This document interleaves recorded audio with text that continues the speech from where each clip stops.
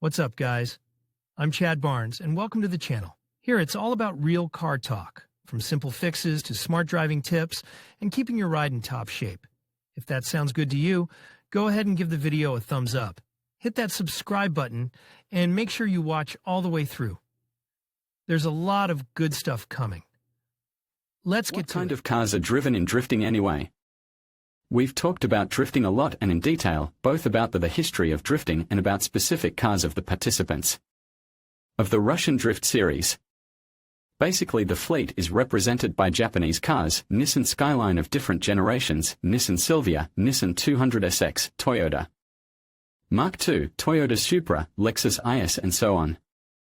The long list of Japanese is interspersed with the occasional triplets, A's, BMWs, as well as even rarer VAZs and even Volgas. Well, if you look at the list of used motors, it will be even shorter. A typical car for drifting is usually equipped with a 2JZ GDE motor, these inline sixes from Toyota with a volume of 3 liters.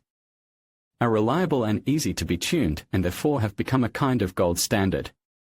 Supercharging, nitrous oxide and other modifications allow to provide almost any power. 300 to 400 horsepower can be considered the base mark, and in RDS there are cars with this motor inflated to 600, 800 and even 1000 horsepower. There are alternatives to the 2JZ, and they are mostly Japanese too. Standard motors Nissan SR20 also lend themselves to tuning, and those who are ready to work with 4 cylinders and 2 liters of working volume also remove 400 to 600 horsepower from them. Nissan Skyline from the factory was equipped with inline 6s Series RB, which have a volume of up to 2.6 to 3 liters and also become the object of modifications. Well, and the modern Nissan GTR of the last generation received a new motor V6 on 3.8 liters with the Index VR38 DETT, which already from the factory has a capacity of up to 600 horsepower. It is not difficult to guess that this is not the limit, so in high-budget projects this engine is pumped up to 1200 horsepower and more. Well, the second direction in the choice of motors is the American approach, no replacement for displacement, when the main priority is the displacement. Here, GM's LS series small blocks prevail. Of course, the most huge variants are chosen for the projects. For example, these are motors LSA, LS3 and LT4, 6.2 liters. As well as even crazier LS7 for a full 7 liters of displacement. Such monster units often do without supercharging. Atmospheric 600 to 700 horsepower is quite enough to show results at competitions. However, if necessary, a large snail can easily raise the power to 800-1200 horsepower. The motors listed above occupy more than 80% of the total number of options. But, of course, the matter is not limited to them. Under the hoods of drift bolides you can meet 4G63 from Mitsubishi and BMW engines. For 6 or 8 cylinders like M52 or M60, and even domestic 16-valve engines which can be boosted up to a certain limit. However, this is already rather exotic, and sometimes just an attempt to save money, working with what is in the car initially. Tires, oil and gasoline. So, with the cars and engines sorted out, we can move on to their maintenance. Let's say that we will talk about a standard race weekend when the whole program of the event, from training to competition, is packed into 2 days. To start a conversation about maintenance in drifting is definitely worth to start with tires. And the main question here is how long one set of rear tires lasts. Usually it is enough for several races, on average 3 to 6 depending on the track, the level of the pilot, weather, tire stiffness and so on. It is these that become the main consumable, as they take up the bulk of the budget when going out for a race weekend. After all, these 2 days include numerous practice runs, they can be 30, 50 or even more, and tires must be changed regularly, qualifying. And the actual performance, including pair races. Thus, the number of tires which are burned in one weekend in professional pilots is counted in tens, and their costs, hundreds of thousands. Against the backdrop of such enormous tire costs by civilian standards, the rest of the costs seem less daunting.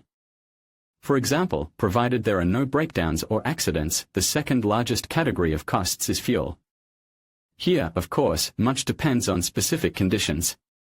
So, someone drives on the usual civil AI-98, but usually highly accelerated engines are adjusted for the use of sports fuel with Octane number more than 100, for example, 102 or 106. And if you can buy 98th at a regular gas station for 55 rubles per liter, then race gasoline will cost about 3 times more. And it is senseless to speak about fuel consumption in conditions when the motor is constantly in the cutoff. In fact, it is limited by purely physical parameters such as the number of cylinders, supercharger pressure, injector performance and so on. However, even by the most severe calculations, fuel costs, unlike tires, can be measured in 1 or 2 tens of thousands of rubles. At the same time, high-octane gasoline is not the most extreme variant of what can burn in cylinders. After all, in drifting it is officially allowed to use nitrous oxide as a means of increasing power, and many professional pilots have such systems. In such a case, fuel costs rise significantly. The third place in terms of car costs is taken by technical fluids. Many things, for example, antifreeze or brake fluid, as well as gearbox oil, are not changed after each race weekend, limiting themselves to checking the condition and level. But the engine oil here works in extreme conditions, so the frequency of its replacement is surprising by usual standards. In fact, it is most often changed after each race weekend, that is, every 2 days, and sometimes, for example, after a long hot day, even daily. And in general, such frequency of change is absolutely justified.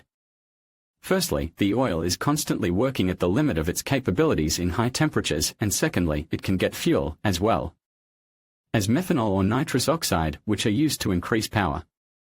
All of these actively age the oil and liquefy it, degrading its lubricating and detergent properties. So it is much cheaper to change the oil, spending a few thousand rubles, than to save money and face the need to reassemble the motor for several hundred thousand. Another curious fact is what kind of oils are used in racing cars. Let's remember modern cars, low-viscosity oils like 0W30 or even 0W20 are recommended for them, which means that they are of high quality and they should be used in drift cars. And if you think so, it's a pure misconception. In fact, under conditions of constant high loads, a stable oil viscosity at high temperatures is important to ensure a constant and thick oil film in the friction pairs. Thus, low-temperature viscosity, the first digit in the oil label, plays a lesser role. Racing cars are not used for civilian purposes, with constant cold starts and low mileage. But high-temperature viscosity, the second figure in the oil marking, comes to the absolute forefront, and the most viscous oils, usually 10W60, are used in drifting. To illustrate the point, we can look at the teams that have an absolutely unlimited choice of engine oils. For example, Lukoil has its own home team in RDS, and these cars, of course, drive on their own oils. At the same time, Lukoil's range of lubricants includes absolutely all common types of oils, from Genesis Armatec JP with the very minimum viscosity of 0W20 to Genesis Special Racing with viscosity of 10W60. And it is easy to guess that Lukoil's racing teams, not only in drifting, but also in drag racing and ring disciplines, use the second oil with maximum high-temperature viscosity both for training and for combat races. It belongs to the fashionable PAO oils, that is, it uses a synthetic polyalpha-olefin base, supplemented with a highly alkaline additive package. This pair allows the engine to live in the cutoff. The high-viscosity oil provides stable lubrication in friction pairs, and the high alkaline additive package has high detergent properties and guarantees engine cleanliness. We would like to draw your attention to the fact that for racing series oils, for example, with a viscosity of 10W60, you will have to go to a service station, as they are available for filling only at service stations. However, at retail you can buy Genesis Racing 5W50, which is addressed to factory-fitted sports cars, but is also used by professional racing teams in some motorsport disciplines. Does thicker mean better? So, now we know how drift cars are serviced and how much it costs. It remains only to clarify one subtle point: if everything is clear with tires and fuel, then racing oils of high viscosity can puzzle some car owners. If sports cars drive on such thick oil, it turns out that thicker is better. In fact, it is impossible to formulate the conclusion in such a way. The point is that civil oils with lower viscosity are designed to provide stability of characteristics in a wider temperature range. If racing motors are constantly working in the cutoff and at temperatures over 100 degrees, the engine of an ordinary car in Winter with short trips often does not even warm up to operating temperature. So you should not count on the fact that racing oil will prolong the life of the motor. Each oil has its own area of application. Therefore, it is better to use the oil recommended by the car manufacturer. The only exception is high-mileage engines. For them, oil with viscosity slightly higher than recommended may be useful. In conclusion, while new tires are essential for optimal performance in drifting, they are just one piece of the puzzle. Regular maintenance of the entire vehicle is crucial to ensure safety and longevity. From checking fluid levels and brakes to inspecting suspension components, a comprehensive approach to maintenance can prevent costly repairs and enhance your driving experience. Remember, a well-maintained car not only performs better but also keeps you safe on the track. So, invest the time and effort into your vehicle's upkeep, and you'll reap the rewards both on and off the track.